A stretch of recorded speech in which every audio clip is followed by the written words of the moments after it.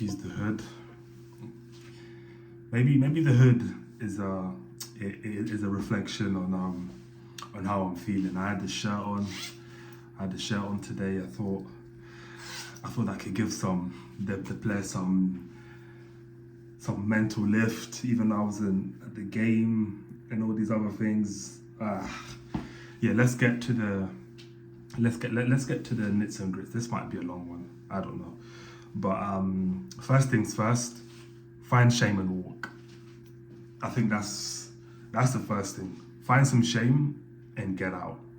You've tried your best, and at this point, what do you even say to the board, to the players, to anyone? You are one bad result from this season completely flipping, because guys, like I said in multiple reactions, we throw this league away, this will be one of the most biggest bottle jobs ever known to mankind, and it's City's title now. Because let me set this straight. They beat Burnley on Wednesday. It's 70 points. Hell, they beat Burnley on Wednesday with 2 or more goals. They're top. Let that sink in, guys. They beat Burnley on Wednesday with 2 or more goals. They're top of the league. And at that point, I think Arsenal fans will finally clock that this season is well and truly dusted. How have we gone from quadruple talks? And again, I wasn't on this bandwagon of quad. I didn't believe we could do it. I just had this belief that we could get at least 1 trophy. How have we gone from potentially 4 for grabs to 3 for grabs, because we lost at Carabao, to 2 for grabs, to 1 for grabs, asterisks, to now potentially 0. Guys, we're going to walk away from this whole season with a total of 0 league titles. So now I ask this to my non-existent fan base, to my non-existent audience. Where do we go from here now? It's now up to the Cronkies, Josh, Andrea, all these guys in these senior positions. Do what you need to do, because my stance was, regardless of what happens, walk. Now, regardless of what happens, you need to walk anyway, because we'll come back to that point later. Let's actually start on the game. To be fair, because I will be fair, the actual starting 11 wasn't actually that bad. I've been screaming for Maresca to be the right back option, I think, since the Spurs game, because Timber looked knackered, and I said, you know what, hey, Timber looks done. He looks done. Maresca comes in. Maresca, I'll be honest, struggled. His form recently has been dipping, Maresca, and I'm not sure what that is in particular, but your form hasn't been great the last couple games, and today you kind of struggled with Doku on either side of that wing. Ultimately, that cost us the game, but you gave them a lot of freedom. But let's actually start with the lineup. Maresca at right back, cool with. The 2 centre backs, fine. Left back in Capier, I was fine with at the start. Calafiori, again, he's a model. I mean, when does he ever start? Like, when was the last time we saw Calafiori? Genuinely, when was the last time? When was the last time we saw Calafiori? Because I don't even know. I don't know. Like even when we signed him, I was skeptical of him. Like because as I said, defensively he looks a bit all over the place, and I wasn't entirely sure on Calafiori as a left back option. But cool, Hincapié came on. He was on. He started. He didn't have the best game. There's a lot of time on the ball. He was sloppy, giving it, taking too long to touch. Maybe, at that point, throw the kitchen sink and put in Skelly. Try and help us in the build-up because O'Reilly had a good game and so did Nunes as well. So, yeah. And then the three, Zubimendi, Odegaard and Rice. The standard three. Okay, Noni, Kai, and Eze. And that's the one I was surprised with. I'm not too disheartened with Eze playing on the left because I think our left options are just dire. Like our left wing options are the worst. Like who do we genuinely have on that side that we can genuinely count on and be like, yeah, this is decent. All our left wing options are they're just not good. Like let's be real, they're just not good. So yeah, I thought the game we managed it well in a lot of areas. I thought City didn't really create much from open play. I can't remember if Raya had any saves to make, although he almost conceded from a sloppy touch he had. But from this a general play, we contained them in aspects well. But I thought they were bypassing a lot of our initial build quite easily. There were times when I felt like what's his name? Rice and Zubimendi were too far apart in times. And what ended up happening is that they were just playing right through that easily, right through 1, 2, and then in, and they were just cutting through us. They just couldn't find the final ball, whether that was Semenyo or Doku. They couldn't find the ball. They couldn't find the right ball, and ultimately individual brilliance from Ryan got them that goal. And we scored a equalizer that was just a lack of fortune or luck of fortune. We got luck. Oh gosh, I can't speak. We got the luck of the fortune with that goal, and you thought, okay, that was a warning shot. We got a goal now. Let's try and kick on. Let's try and do this. Let's try and do that. And it's just the same old. Our build up is just slow. There were times when we beat the initial press that City had of the four. I think it was, the initial four, the front four initial press. And then instead of passing the ball forward, we pull it back. And I'm just thinking, guys, come on. Like, you've done the hard part, which is beat that initial press. So you've taken at least 4 players out of the game. So now try and capitalize on that. And then it's just too slow. There were times when in the first half where we were okay, but I just think the quality, Noni Madueke, God Almighty, help, guys. At the start of the season, I was against this Noni signing, and you can see why. And a lot of Arsenal fans were against this Noni signing, and you can also see why. There was a petition online about saying no to Noni Madueke. There was a whole petition. I remember seeing it online. I never signed up to it because I just look. I'm pretty sure we don't have that much power in stopping these sort of signings. But there was a unanimous agreement amongst Arsenal fans that Noni was not the player that Arsenal, for whatever reason, thought he would be. So his quality today. One second. His quality today was poor. Touch sloppy, passing sloppy. He tries to beat his players, he can't. There's times when the ball needs to go on the inside, he goes on the outside and runs it. Doesn't even run it at play. Contests it with O'Reilly, loses.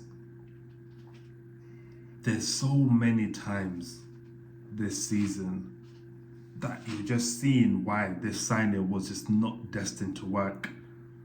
And let's get to his Chelsea brother, Kai Havertz. I said it when we signed him all those years ago. Kai Havertz will be the death of this manager. It will be the death of this manager because this signing has categorically, let me put that right, categorically imbalanced this whole team from start to finish.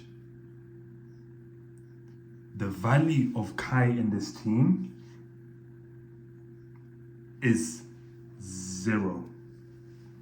Absolutely zero. I understand the decision to play Havertz instead of Gyökeres, although there's some Arsenal fans that are on the other side. I understand why. We needed to build up when we went long, because it's clear to see that the approach to this game was, if we can't beat the initial four built from City's initial front four of Haaland, Ryan, Doku and Semenyo, if we can't beat that initial four, go long. And the benefit of playing someone like Havertz up top is that he can hold the ball up way better than Gyökeres. Let's be real. I'm not even entirely sure if Gyökeres would have even got to that goal that we scored. I'm not even sure. Look, we'll leave that up for debate. But yeah, so if we ever did go long, and we did go long a lot of times, the ball stuck to Havertz a lot better than Gyökeres. So I can understand from a thinking point of view why you went with Havertz. Because if we're going to go long, we need to be able to build up from that. The issue is that once that ball actually went long and Havertz was able to at times bring it down, you struggled a little bit. Martin Odegaard, I like you. I think you're a phenomenal player. I don't think you're a 10. I think you're an 8. I think removing the armband from you will help with the pressure a little bit. But there's times when the ball is up for contest, he's not doing it. He's not challenging for that ball. There's so many times that ball's up for contest. Come on, try and run. He's backing out. He's ducking out tackles. I don't know whether it's PTSD he's having every time he sees that ball. It's a 50-50. But Martin, you need to. And that second goal they scored is on you and Martinelli. But ultimately, we lost this game because we just lack quality. Our whole premise throughout the whole season is we're going to hang on the periphery of every game and try and sucker punch. Try and sucker punch at the end. This whole percentage style football works if you're Everton, if you're a mid-table club, but not when you're Arsenal. And this is where we've come unstuck in so many games. Eze on the left helped us a lot because he was able to carry the ball way more efficiently than Martinelli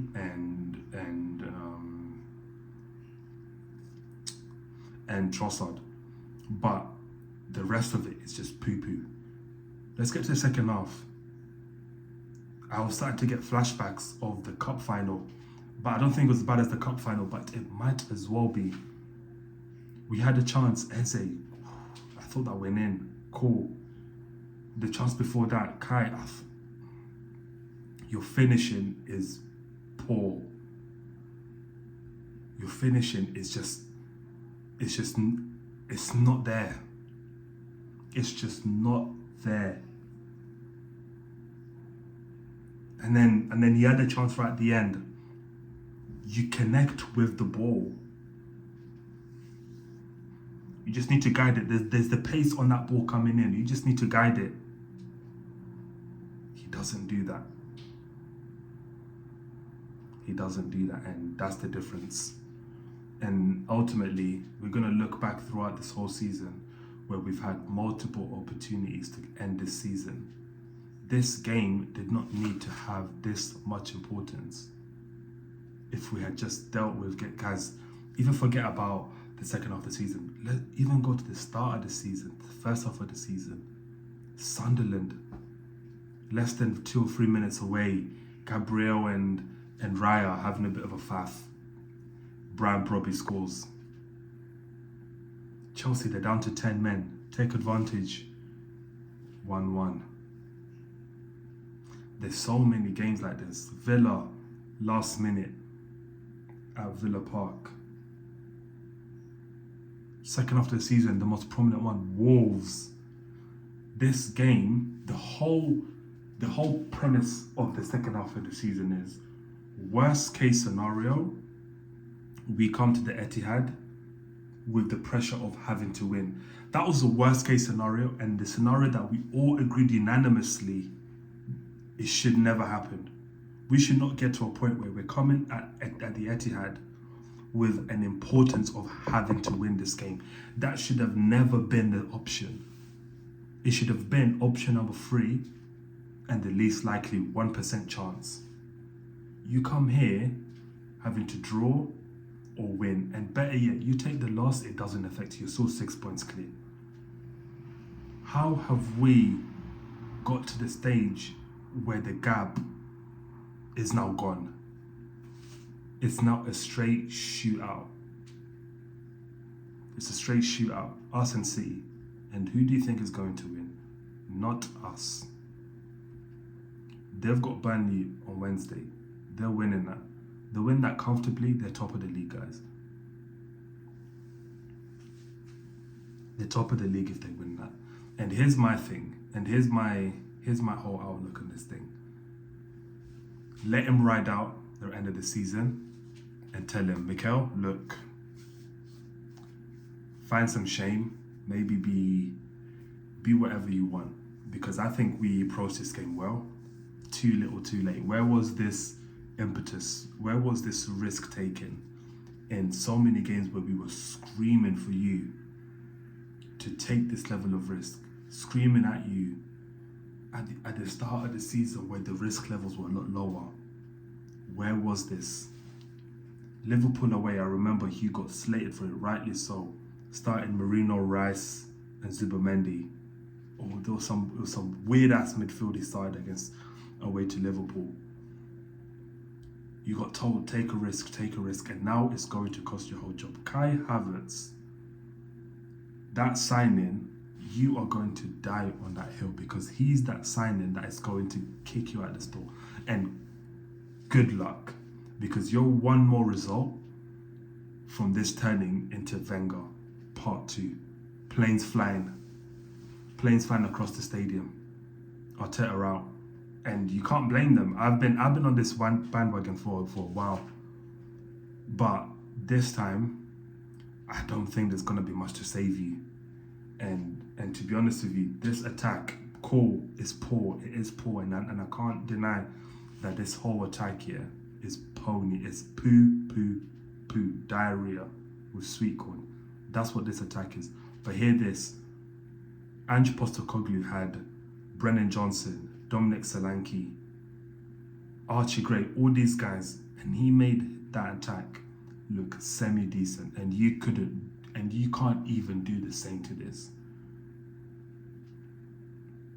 We lost this game purely based on our individual attack here just not being at the standard it needs to be. Kai can hold the ball, but sometimes he can't. Poor in build-up in a lot of the opportunity. I can see the reason in playing Kai. The execution is not there. I said Kai in the midfield kills us. Kai in the starting 11 is not even an option anymore. The title's done.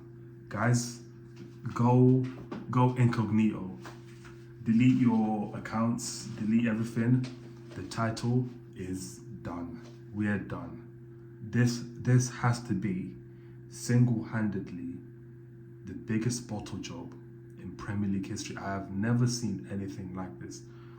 We were 9 points. Was it 9, 6? I don't know. But we were cruising at the top. And right when it matters, we have folded like a pack of deck chairs. This is embarrassing, guys. I don't even know what to say. What do you say? What can you say? I just can't believe that I genuinely thought that this season would be different. I didn't think it would be different, to be fair, tell a lie. I said I want us to win the league. I'm not sure we can win the league. In a lot of my match reactions, I said that. When we beat Everton and drew to West Ham, I said, okay, we could be onto something here. And then lo and behold, we go and completely faff the lines. Guys, the title is officially done. We are cooked. Hide your phones, go in incognito, do whatever you need to do.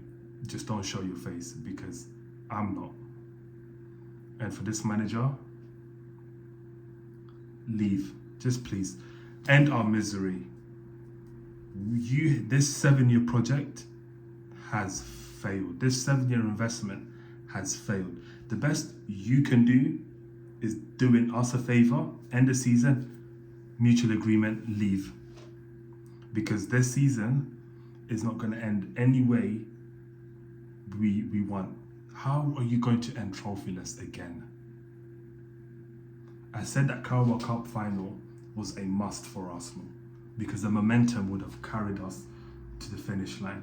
Instead, it's gone down the exact opposite. The title is done, guys. And I don't know what I can say. I just don't know what I can say that haven't been said before. This team needs new, fresh ideas. It needs new play. It needs a new whole leaf of life. Cut the season short and just pray. The best we can do is just pray. Do what you can. Try and salvage any bit of pride of the season that's left, and maybe we can win this league. We're not winning this league. We've got Newcastle at home. We might not even win that. Then we've got West Ham away, Palace away, Fulham at home, Burnley at home, guys. It's not happening. And I'll leave it at that.